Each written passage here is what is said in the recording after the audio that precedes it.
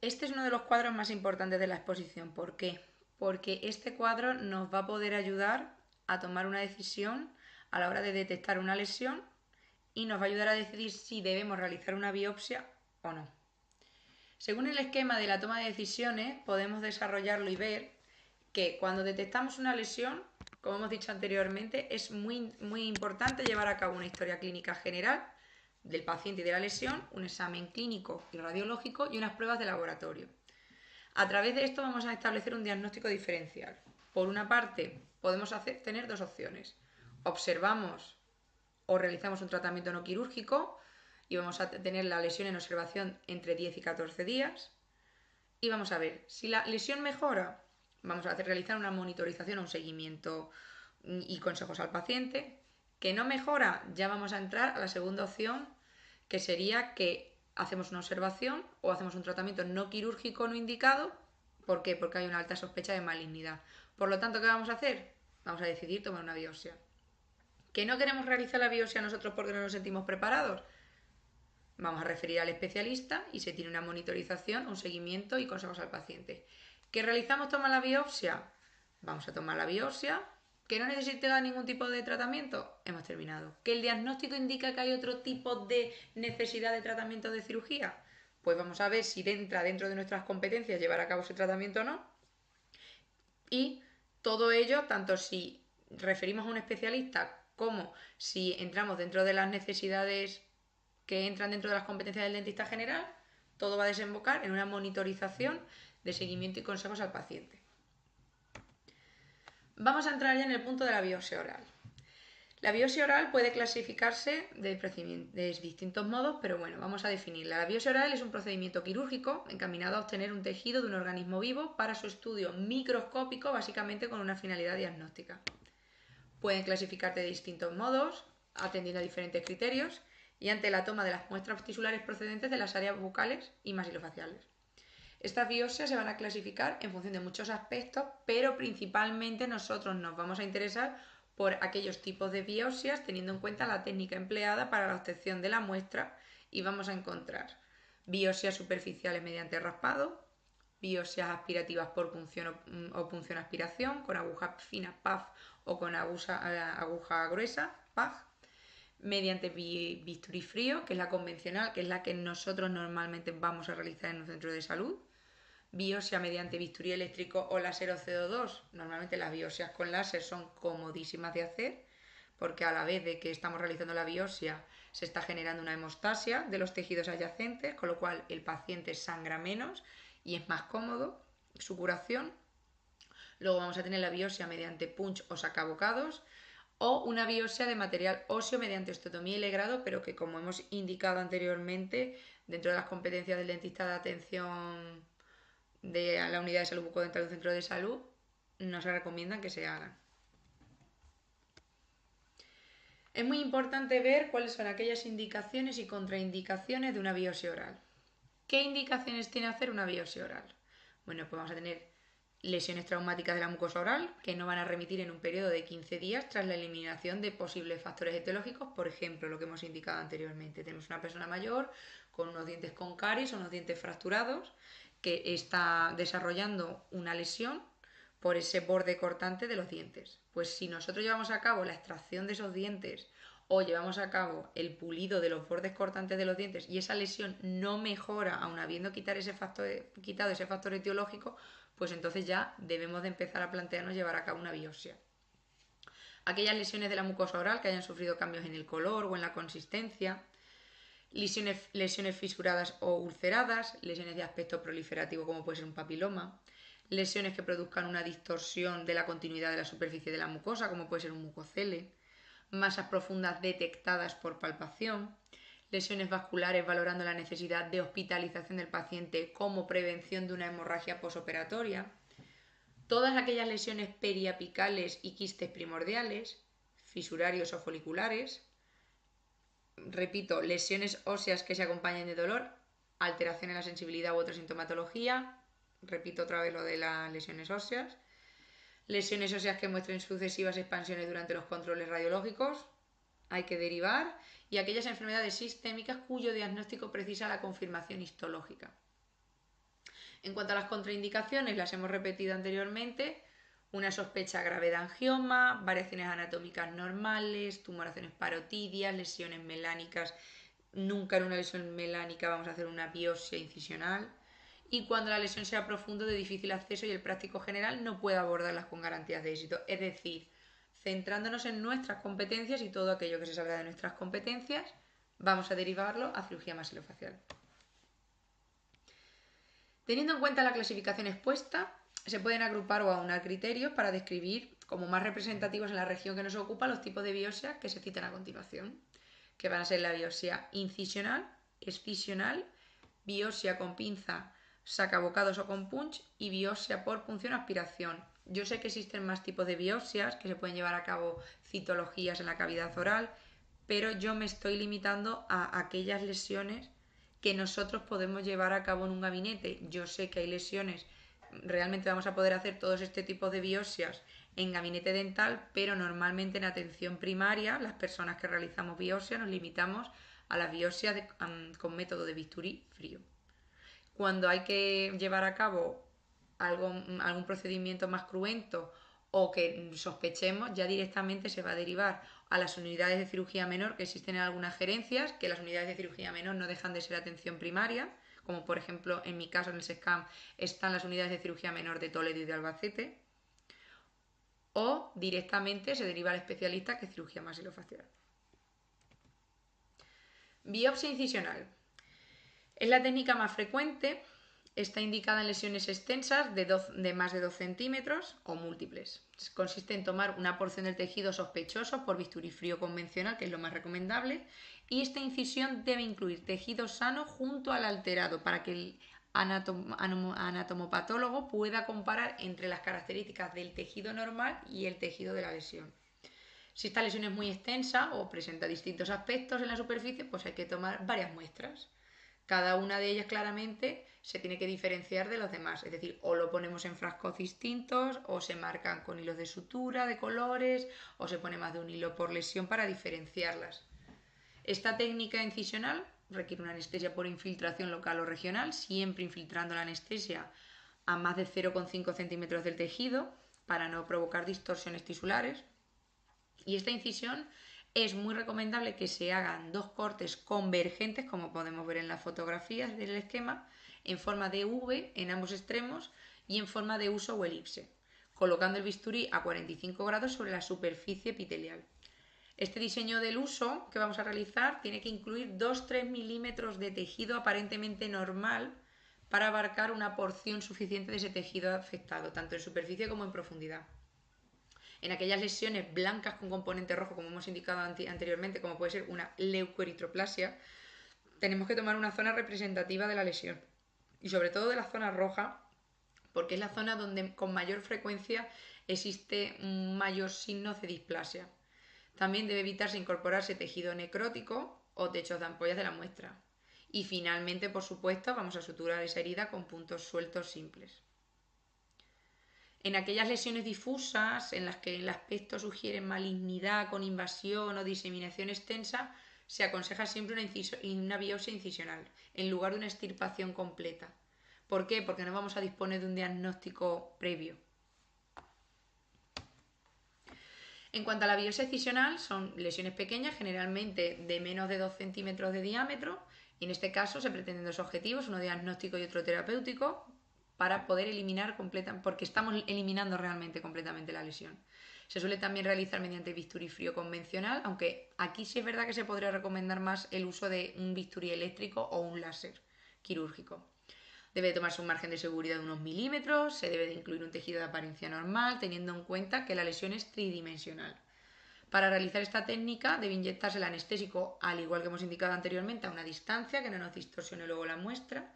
Y en lesiones elevadas como hiperplasia fibrosa, fibromas irritativos o papilomas, la incisión se debe realizar sobre mucosa sana rodeando la base de inserción de la lesión. Esta incisión tendrá una profundidad de en torno a 2-3 milímetros con una angulación aproximada de 45 grados hacia el centro de la lesión. Y un diseño en forma de huso que permita luego suturar la herida sin complicaciones. En lo que respecta a la biopsia con pinzas sacabocados o con punch, yo realmente es muy útil, aunque yo no las suelo realizar, pero bueno, sirve para biopsiar lesiones superficiales y se puede recurrir tanto al punch como a la pinza sacabocados, que suele tener como una cucharilla con corte en una o ambas con gran durabilidad.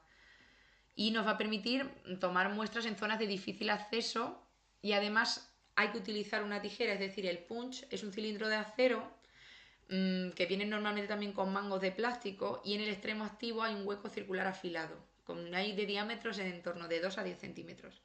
Y hacemos un movimiento rotatorio de corte. Obviamente hay que anestesiar la zona y demás, pero muchas veces muchas veces es necesario utilizar la tijera para poder terminar de cortar ese cilindro que estamos obteniendo. Por lo tanto, la tijera es un instrumento coadyuvante del punch. Normalmente, si el lecho biópsico sangra poco, con una compresión normal con gasas suele cesar la hemorragia y dependiendo de cómo se utilicen ambos instrumentos, o la pinza sacabocados o el punch, pues permite tomar tejido no solo mucoso, sino hasta traspasar periósteo y captar muestras de los maxilares. En caso de biopsia por punción o aspiración, se emplea en particular para el diagnóstico de lesiones tumorales de glándulas salivales mayores y más concretamente para masas parotidias.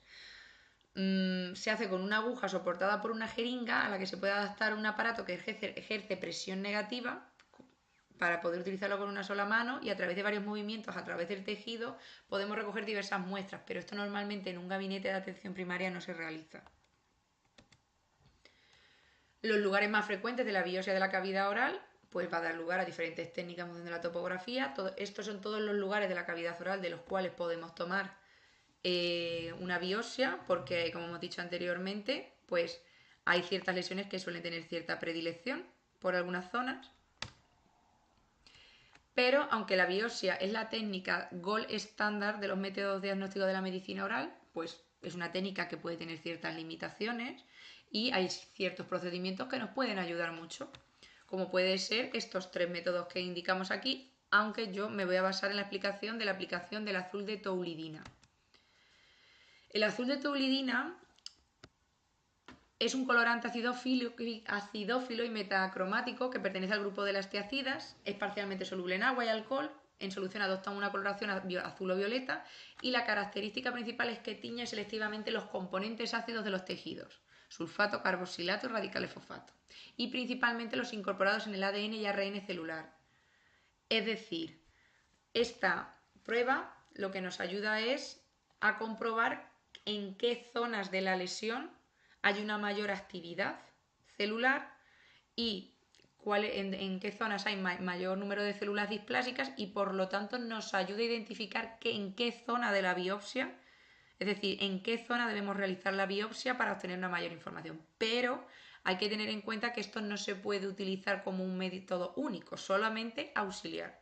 ¿Por qué? Pues porque hay ciertas limitaciones, como puede ser que, al contrario que sucedía en algunas décadas, pues muchas veces este valor auxiliar y no diagnóstico no se debe de tomar fundamentalmente para la detención del cáncer precáncer. ¿Por qué? Porque el colorante tiende a ser retenido por aquellas células que se encuentran en un mayor grado de actividad y por tanto generalmente más representativas para el estudio, pero el test puede orientar sobre la toma de la biopsia en lesiones extensas y de aspecto clínico sospechoso difuso múltiple. Con lo cual nos podemos ayudar de él, pero no nos podemos basar solamente en él. En lo que respecta al procedimiento quirúrgico de la biopsia oral, estos van a ser los pasos que vamos a seguir. Por supuesto, tenemos que obtener un consentimiento informado previamente a la obtención de este tipo de biopsia. Siempre explicar al paciente, también hay que explicar al paciente de que puede haber un potencial riesgo de falso negativo. Con lo cual hay que avisar muy bien al paciente de esto. Normalmente esto no suele suceder, pero en su caso hay que avisar. En lo que respecta a la elección del lugar de trabajo, esta sería, por así decirlo, para mí la fotografía ideal para llevar a cabo un procedimiento de biopsia oral. Mosquitos, tijeras, pinzas, bisturí, separador, sutura, gasas. En cuanto a la anestesia, pues siempre dependiendo de la localización o las especiales características del paciente. Hay veces que en casos muy determinados hay que recurrir a sedación, incluso anestesia general en función del tipo de paciente y en función del tipo de riesgo. Y como hemos dicho anteriormente, evitar la distorsión de la muestra que vamos a tomar con el anestésico. En cuanto a la inmovilización del tejido, el tipo de inmovilización va a depender de la zona en la que vayamos a realizar la incisión. O sea, si es en suelo de boca, pues hay que traccionar y sujetar con pinzas. Si es en la lengua, se inmoviliza bien traccionando con una gasa. O incluso hay veces que se pueden utilizar suturas retentivas para inmovilizar los tejidos. En el paladar blando, pues puede ser que también tengamos que fijar con suturas, pero es muy importante aquí la ayuda de nuestro auxiliar, porque a veces para realización para tomar biopsias de lengua o de labios es muy importante que traccione y fije nuestro paciente con gasas. En plan, nuestro auxiliar, perdón. Por ejemplo, aquí tenemos un ejemplo de unas pinzas B del profesor Bermejo, que se utilizan normalmente para la intervención de quistes como la pinza que anteriormente hemos indicado. Esta incisión se va a realizar en forma de ojal, intentando orientarla en una dirección paralela a los vasos y nervios en la zona. Como hemos dicho antes, una hoja de bisturí del número 15 o una hoja circular si se va a realizar una biopsia tipo punch. En este caso, los labios no los tendría que fijar nuestro paciente, siempre diseccionando correctamente para poder obtener la lesión sin ningún tipo de distorsión y sin que se nos rompa. Y finalmente suturar. La manipulación de la muestra, por supuesto, aunque hay veces que, como hemos indicado, vamos a fijar y vamos a determinar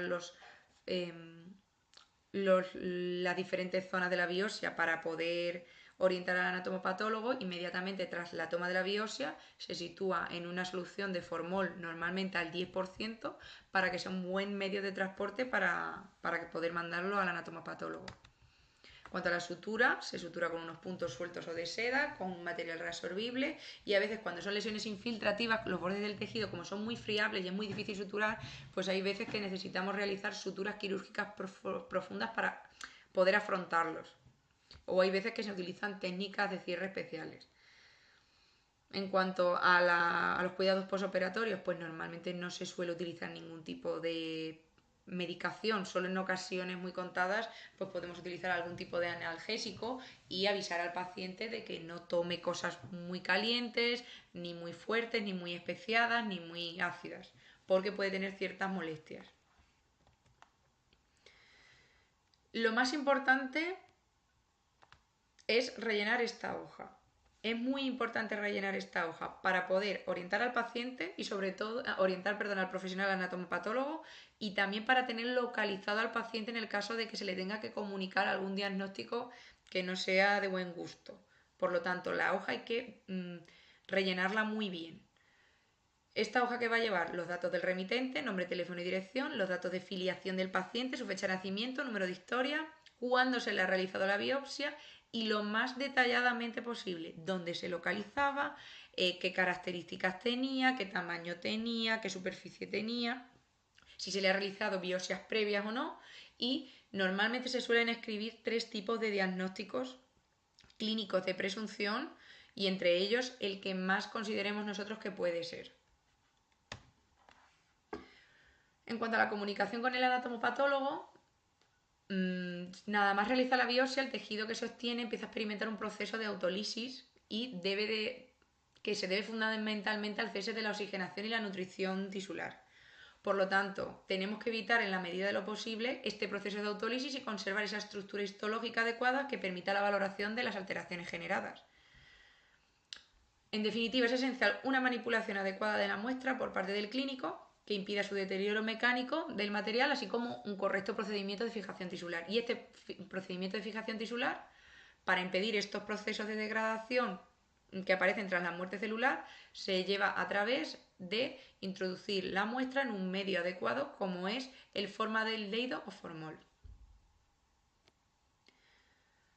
Primero, nada más tomemos la biopsia, por supuesto tenemos que saber a qué patólogo lo vamos a enviar. En nuestro caso, en función del centro de salud, se deriva anatomía patológica del hospital de zona que esté cercano al centro de salud, o se manda a la anatomía patológica correspondiente, porque cada gerencia trabaja de una manera y cada sitio trabaja de una manera. tenemos que llevar a cabo esta hoja de recogida de datos como hemos indicado, incluyendo nombres, datos, médico, paciente e incluso si podemos llevar a cabo una fotografía clínica, mejor. Y sobre todo tenemos que decirle al profesional anatomopatólogo que en caso de encontrar cualquier tipo de displasia o cualquier tipo de lesión premaligna, que por favor se ponga en contacto con nosotros para poder comunicárselo al paciente y que podamos hacer la derivación correspondiente. Es muy importante el tema de los croquis, dibujos, indicar el tipo de incisión, si hemos hecho varios tipos de incisiones incisionales, biopsias incisionales, indicar en qué zona exacta se encontraba y los pronósticos de presunción. Y es muy importante, en el caso del centro de salud, enviar la muestra con la pegatina correspondiente, que sea la misma pegatina tanto en el bote como en la ficha que hemos rellenado y todo en un sobre. Y si no se va a recoger inmediatamente, guardarse en el frigorífico hasta que puedan venir a recogerlo o enviarlo al hospital.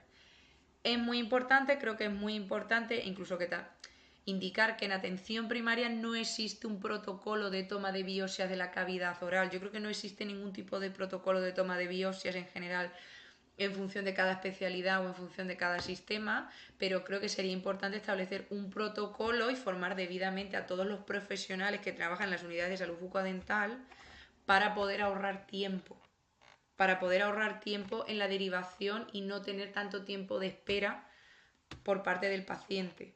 Al igual que creo que sería muy recomendable que aunque un anatomopatólogo está especializado en analizar cualquier tipo de lesión anatomopatológica, yo creo que debería de haber algunos anatomopatólogos de zona encargados de las lesiones específicas de la cavidad oral. Pero claro, eso es muy difícil. Es muy difícil, pero sería muy interesante que se estableciera esto.